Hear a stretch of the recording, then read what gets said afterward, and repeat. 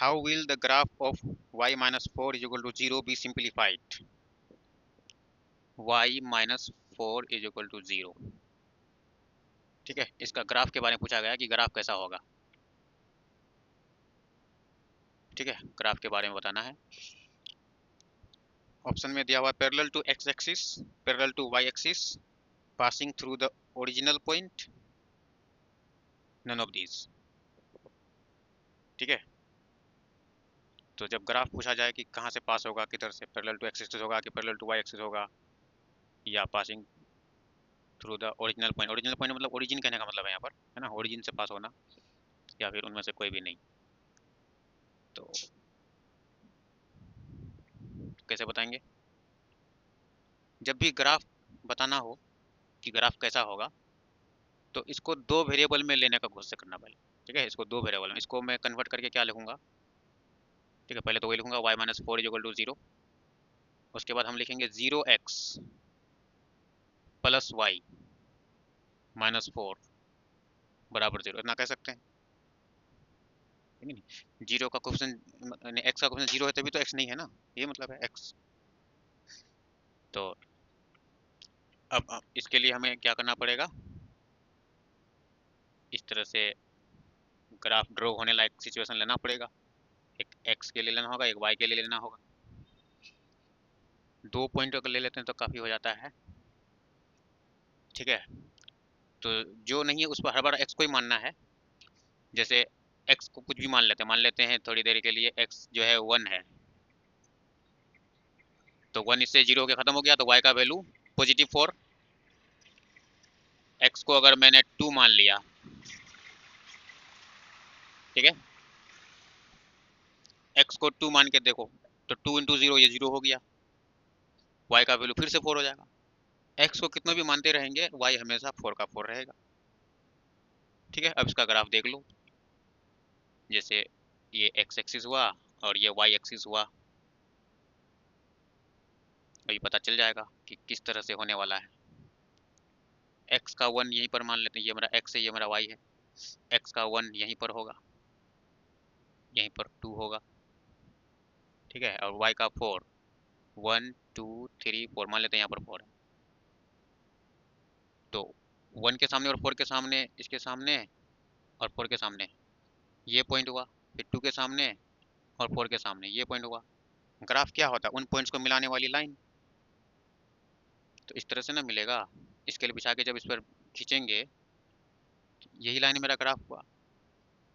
तो ये parallel to x axis हुआ, ये वाला एक्स एक्सिस है इसी के पैरेलल। इसमें कितना भी हम और भी अगर लेते तो हमेशा 4 के सामने ही से गुजरता ना वो, क्योंकि वाई हमेशा 4 रहता फिक्स्ड। तो इसका आंसर हो जाएगा parallel to x axis.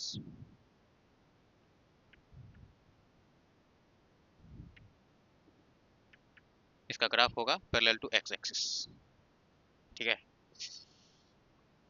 Graph जो ही पूछेगा हमेशा उसको दो वेरिएबल में लेने का सोचना है। ठीक है, कंडीशन है एक क्वेश्चन में कि a1x plus b1y is equal to c1, a2x plus b2y is equal to c2। ठीक है, इसका इनफाइनाइट सॉल्यूशन कब होगा? इनफाइनाइट सॉल्यूशन होने के लिए, ठीक है, इनफाइनाइट सॉल्यूशन होने के लिए इनमें से कौन सा ऑप्शन सही होगा? ठीक है, यहाँ ऑप्शन से ही पकड़ना पड़ेगा, ऑप्शन को इधर उधर बिगाड़ उगाड़ के दिया हुआ हो सकता है। a1/a2 इनफाइनाइट सॉल्यूशन कौन सा सिचुएशन, हम लोग तो पढ़े भी थे बुक में, है ना, मतलब सेम है, सेम पोजीशन में सब कुछ है कि नहीं बस ये देखना है। अगर एलएचएस में ए और बी है तो इसका भी एलएचएस में ए बी है, सी उसका आरएचएस में है तो इसका भी सी आरएचएस, तो सेम पोजीशन में है तो फिर बिल्कुल वैसे ही हो जाएगा जैसे हम लोग पढ़ के उठे हैं बुक में। यहाँ पर कुछ हेर फेर नहीं कर सकता, बिल्कुल वैसे ही है। तो हम लोग इनफाइनाइट सॉल्यूशन के बारे में क्या जानते हैं कि सब बराबर होते चले जाए। सबका सब बराबर कौन से ऑप्शन में है? D option. ठीक है, 4x plus 10y is equal to -22 8x plus 20y is equal to -44। Option में है ओनली वन, यानी कि कितने सॉल्यूशन होंगे, only one, no any solution, infinite, या फिर टू, है ना। तो हम लोग सोल्व करके देखेंगे। 4/8 कैंसिल हो गया, 1/2। 10/20 ये भी 1/2। -22/-44 ये भी सब इक्वल हो गया, तो इनफाइनाइट हो जाएगा इसका answer. Infinite solution A1/A2 not equal to B1/B2, then the solution of pair of linear equations इतना एंड इतना विल बी। ये दोनों पेयर ऑफ जो लीनियर इक्वेशन हमारे पास है,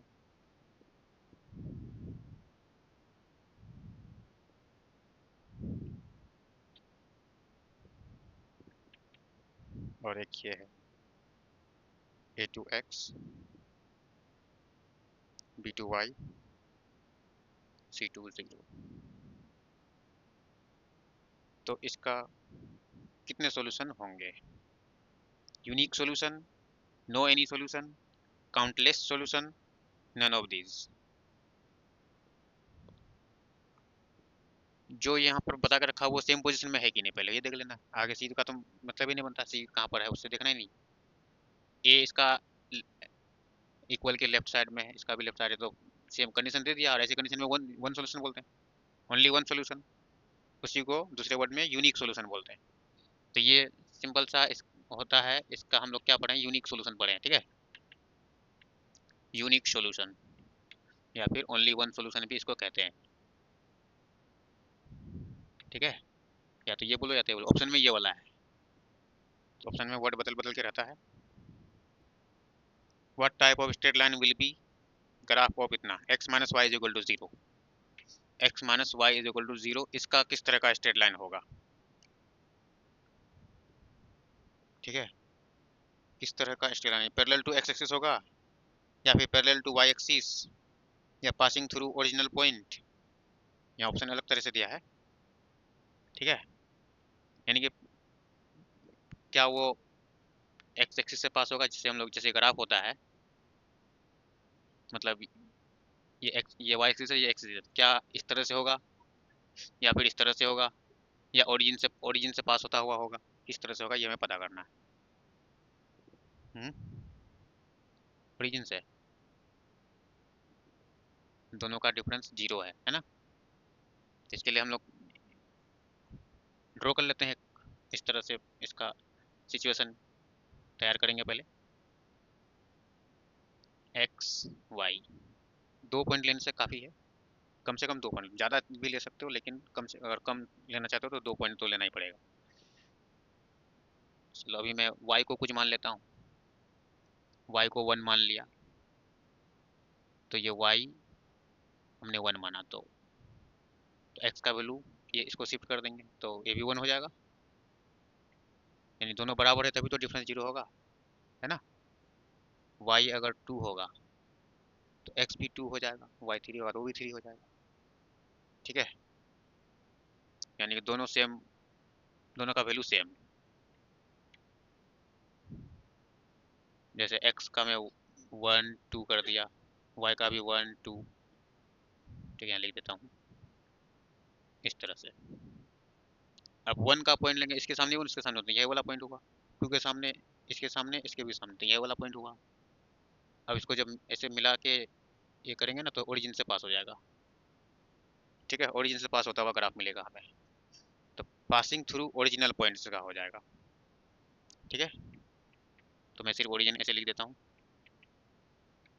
ऑप्शन में लिखा हुआ passing through original point. Question बोल रहा है कि 2 वेरिएबल वाला कोई इक्वेशन है, ठीक है, और उसका ग्राफ जो है कोइंसिडेंट करता, कोइंसिडेंट मतलब दोनों एक दूसरे के ऊपर है, ये ना कोइंसिडेंट का मतलब होता है संपाती, हिंदी में बोलते हैं।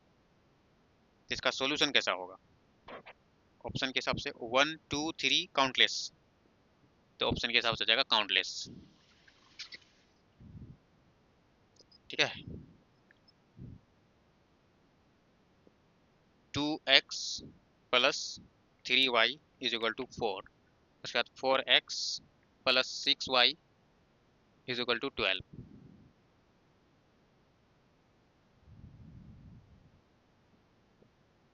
ठीक है, ऑप्शन दिया हुआ coincident straight lines, parallel straight lines, intersecting lines, none of this, यानी किस तरह का लाइंस हमें मिलेंगे। इसका भी ग्राफ ही पूछा जा रहा है, लैंग्वेज को थोड़ा सा टेढ़ा मेढ़ा कर लिखा हुआ है, लेकिन पूछने का जो सेंस है वो ग्राफ पूछ रहा है कि इसका ग्राफ कैसा होगा। इंटरसेक्टिंग, तो a1/a2 चेक करते हैं, 2/4 कैंसिल होकर के ये हो गया, b1/b2 करेंगे तो 3/6, 1/2, यानी कि इक्वल आ गया, तो कुछ नहीं कहा जा सकता, अब सी चेक करना जरूरी है। तो 4/12 जैसे करते हैं तो ये कैंसिल हो गया, 4 1 जा 4, 4 3 जा 12, ये अलग आ गया, अलग आ गया तो नो सॉल्यूशन। हाँ, हम्म, उसे नो सॉल्यूशन बोले थे। हाँ तो करेक्शन कर लो। ठीक है, ये बिल्कुल गलत हो गया, तो यहाँ पर नो सॉल्यूशन है। हाँ, जैसे ही अगर कैंसिल हो जाए तो वन सॉल्यूशन, हम वो थोड़ा सा मिस हुआ है ना, उसको कट करना पड़ेगा। तो इसमें हमारा हो जाएगा क्या, क्या पूछा है, ग्राफ पूछा है ना, इसमें क्या हो जाएगा, नो सॉल्यूशन हुआ तो कौन सा हो जाएगा, पैरेलल लाइंस हो जाएगा, पैरेलल, पैरेलल लाइंस। ठीक है, एक बार मैं इसको और क्लियर कर देता हूँ। जैसे a1/a2 बराबर हो जाए b1/b2, या पहले मानते हैं कि बराबर ना हो b1/b2, तो ऐसे में बोलेंगे वन सॉल्यूशन। और अगर बराबर हो जाए, तो बराबर हो जाए तो कुछ नहीं कहा जा सकता, इससे रिजल्ट बता ही नहीं सकते। अब हमें सी चेक करना कंपलसरी होगी, तो पता चला कि सी वो भी बराबर हो गया, c1/c2 वो भी बराबर हो गया। तो अब बोलेंगे मेनी सॉल्यूशन, मेनी सॉल्यूशन, या फिर काउंटलेस सॉल्यूशन, इनफाइनाइट सॉल्यूशन, बहुत सारा नाम है। फिर से मैं अगला सिचुएशन ये है कि a1/a2 बराबर हो गया b1/b2 के, लेकिन इससे भी कुछ नहीं कहा जा सकता, क्योंकि इतना से तो कुछ पता नहीं चला, बराबर नहीं होता तो कुछ कह सकते थे, लेकिन बराबर हो गया तो कुछ नहीं कह सकते। तो अब फिर सी चेक करना पड़ेगा, और सी कैंसिल हो गया, मान के चलो सी बराबर नहीं हो पाया, तो ऐसे बोलेंगे नो सॉल्यूशन। तो इस तरह से थोड़ी देर पहले जो हम इसमें नो सॉल्यूशन बोले थे तो वहाँ मिस्टेक था। ठीक है,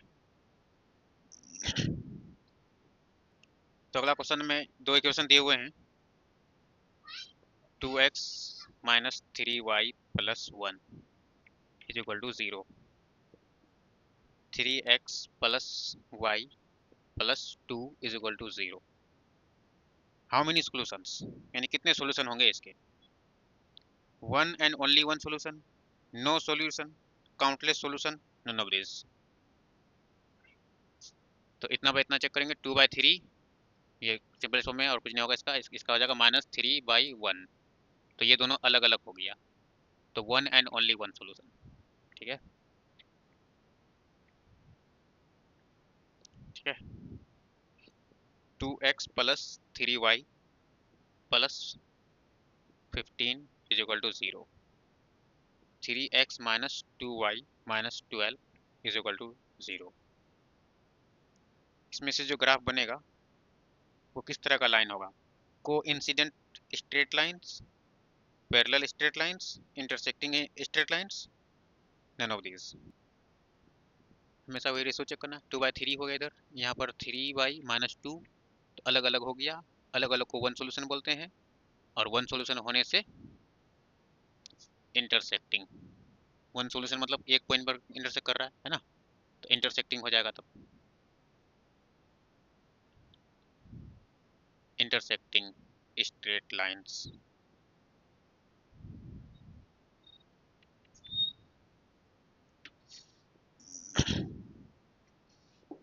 If the graphs of two linear equations intersect, then what will be the number of solutions. ठीक है, क्वेश्चन में बोल रहा है ग्राफ जो है ना इंटरसेक्ट कर रहा है। ठीक है, इफ ग्राफ जो है वो इंटरसेक्ट कर रहा है तो नंबर ऑफ सॉल्यूशन क्या होगा। ठीक है, तो 1 हो जाएगा। ठीक है, सिंपल। यहाँ ऑप्शन में, बी ऑप्शन में दिया हुआ है 1। ठीक है, तो अगला क्वेश्चन है फॉर व्हाट वैल्यू ऑफ के the equation of the system of equation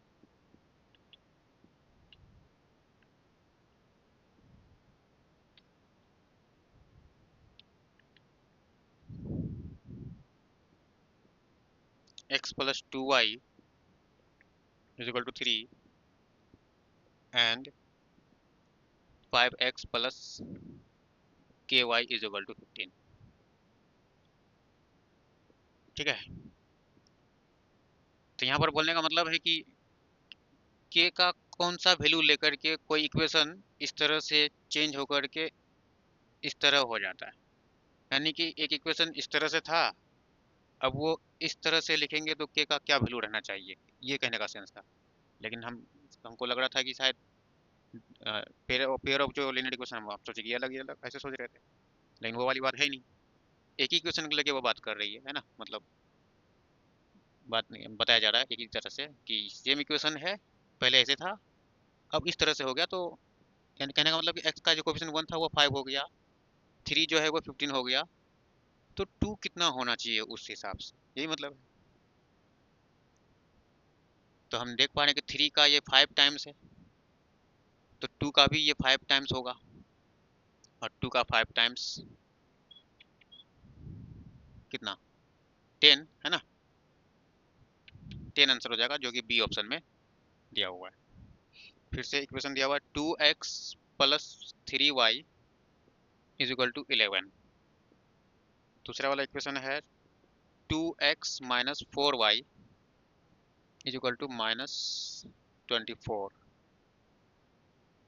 ठीक है, इसका सॉल्यूशन पूछा गया। सॉल्यूशन जब भी पूछेगा तो सॉल्यूशन का नंबर नहीं, नंबर सॉल्यूशन नहीं पूछा, सॉल्यूशन यानी कि सीधे सीधे एक्स और वाई बताना है कि एक्स कितना है वाई कितना है। तो हम लोग क्या कर सकते हैं, दोनों इक्वेशन को सब्ट्रैक्ट कर देंगे तो हो जाएगा, क्योंकि सेम है पहले से सेम है तो सब्ट्रैक्ट कर देंगे, सिंबल चेंज। तो 2x में 2x खत्म हो गया, अब 3y और 4y 7y हो गया, ये दोनों भी पॉजिटिव बन चुका है तो जोड़ देना है, 35 हो गया। 7 से ये कट के 5 टाइम्स में y का वैल्यू 5। अब y का वैल्यू पुट कर देंगे, x निकाल देंगे, या फिर ऑप्शन देख लेते हैं कि y 5 कहीं दोबारा यूज हुआ है क्या। y 5 एक ही जगह यूज है, डी नंबर में x का वैल्यू -2 और y का वैल्यू 5, और बाकी सब ऑप्शन में 5 था ही नहीं, तो हम लोग इसी को टिक लगा के बढ़ जाएंगे क्या, और बनाने का क्या जरूरत, क्योंकि बाकी सब ऑप्शन में हम देख पा रहे हैं y का वैल्यू -5 लिखा हुआ है, और उससे पहले वाला ऑप्शन में y का वैल्यू 4 और 1, तो होगा ही नहीं, तो 5 हमें मिल गया जो कि डी ऑप्शन में है। a का वैल्यू क्या होना चाहिए जबकि ax plus 10y equal to 9 है, और 2x plus 5y equal to 11। ठीक है, ऑप्शन में 2 लिखा हुआ है, -2 लिखा हुआ है, -4 या फिर +4, कौन सा ऑप्शन होगा, ए का क्या वैल्यू होना चाहिए। एक बात और बोल के रखा है इसमें जो है, इन दोनों क्वेश्चन के नो सॉल्यूशन बोल के रखे हैं, नो सॉल्यूशन। ये क्वेश्चन में ऑलरेडी गिवन है ना,